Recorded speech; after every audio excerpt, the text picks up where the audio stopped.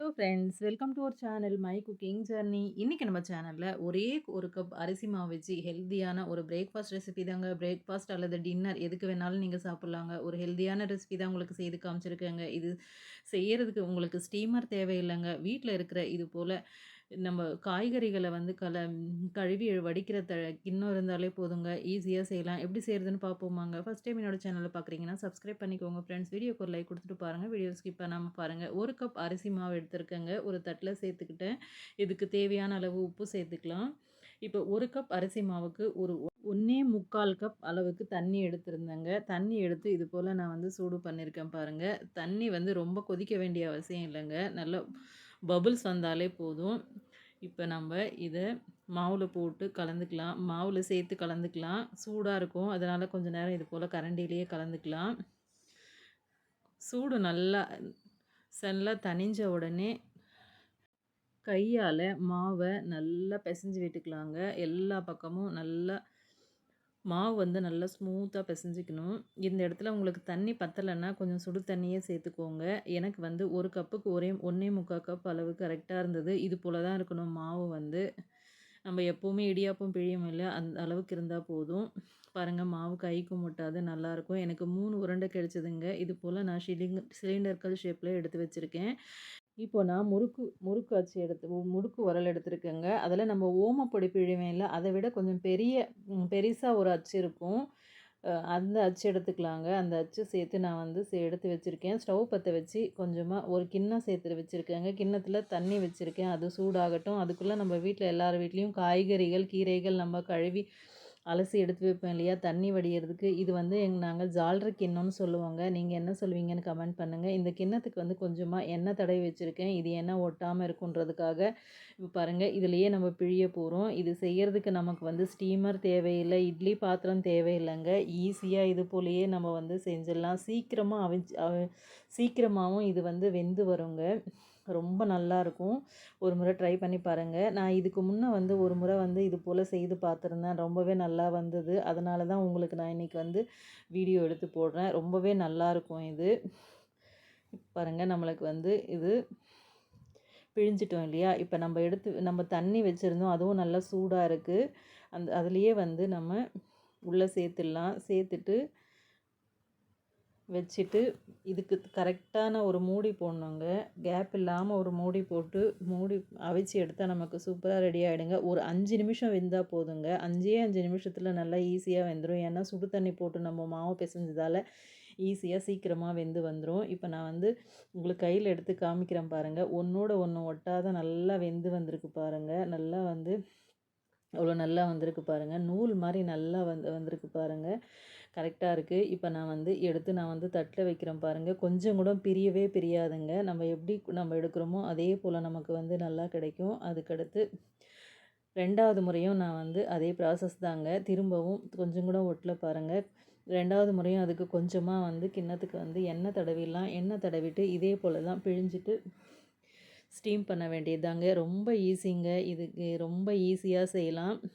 ரொம்ப சீக்கிரமா கூட முடிஞ்சிரும். ஒரு முறை வந்து நெறைய பிழியலாம். நெறைய பிழிஞ்சு வச்சிடலாம்.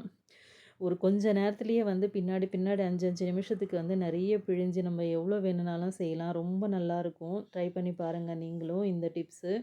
இப்போ பாருங்க 2வதும் பிழிஞ்சிட்டு நான் வந்து மூடி போட்டு வச்சுர்றேன். ஒரு 5 நிமிஷத்தில வந்து சூப்பரா வெந்து வந்துருங்க. இப்போ நமக்கு பாருங்க 2வது முறையும் வந்து வந்துடுச்சு. இப்போவும் நான் உங்களுக்கு வந்து வெந்துடுச்சான்னு செக் பண்ணுறதுக்காக நான் கை வச்சு வந்து ஒரு இத எடுத்து காமிக்கிறேன் பாருங்க. எவ்வளோ நல்லா வருது பாருங்க. இப்ப இதையுமே சேர்த்துடலாம். இதையுமே எடுத்துடலாம். நான் எடுத்த மாவுக்கு வந்து எனக்கு இது போல 3 இது கிடைச்சதுங்க. 3 இடியாப்பம் வந்து பெருசா கிடைச்சது. பாருங்க நல்லா வந்திருக்கு. இப்ப ஸ்டவ் பத்த வச்சு நான் கடாய் வச்சிருக்கேங்க. கடாயில 2 ஸ்பூன் அளவுக்கு எண்ணெய் சேர்த்துருக்கேன். ஒரு ஸ்பூன் அளவுக்கு உளுந்து சேர்த்துருக்கேன். கொஞ்சமா கடுகு சேர்த்துருக்கேன். கொஞ்சமா சீரகம் சேர்த்துருக்கேன். சீரகம் சேர்த்து தாளிப்புக்கு அதுக்கடுத்து ஒரு பச்சை மிளகாய் சேர்த்துருக்கேங்க. கொஞ்சமா கருவேப்பிலையும் சேர்த்துக்க போறோம் நம்ம இத. கருவேப்பிலை ஒரு 2 வெங்காயத்த பொடியா கட் பண்ணி வச்சு அதையும் சேர்த்துக்கலாம். சேர்த்து இத தாளிக்க போறோம். ரொம்ப நல்லாயிருக்கும் இது.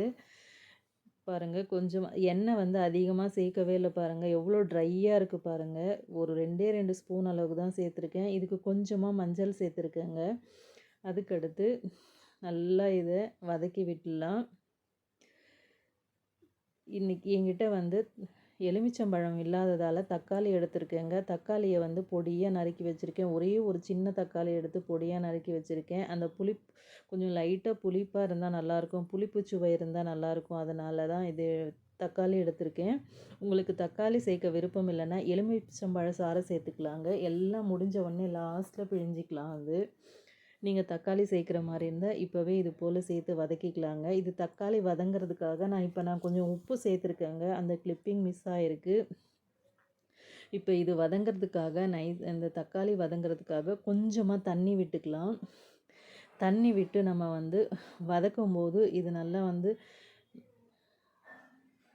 நல்லா மேஷ் ஆகிட்டு நல்லா வந்து எல்லாம் ஒன்றும் சேரும். அதனால தான் பாருங்கள், தண்ணி விடும்போது எல்லாமே நம்ம சேர்த்த உப்பு எல்லாமே வெங்காயத்தோடு பிடிச்சி நல்லா வெந்து வரும். இப்போ இது நல்லா வேகட்டும். அதுக்குள்ளே நம்ம வீட்லேயே நம்ம அரைச்சி வச்சோம் இல்லையா, மசாலா அரைச்சி வச்சோம்ல, அந்த மசாலா எடுத்துக்கலாம். கரம் மசாலா நான் அரைச்சிருந்தேன் இல்லையா, அந்த கரம் மசாலா தான் சேர்த்துக்க போகிறேன். அந்த கரம் மசாலா சேர்க்குறதால நல்லா டேஸ்ட்டாக இருக்குங்க. இப்போ நான் பாருங்கள் கண்ணாடி பாட்டிலில் வந்து ஸ்டோர் பண்ணி வச்சுருக்கேன். தேவையான போது இது போல் சேர்த்துக்கலாம்.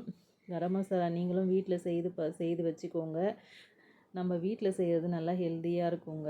இப்போ பாருங்கள், இப்போ வந்து இதுவுமே நமக்கு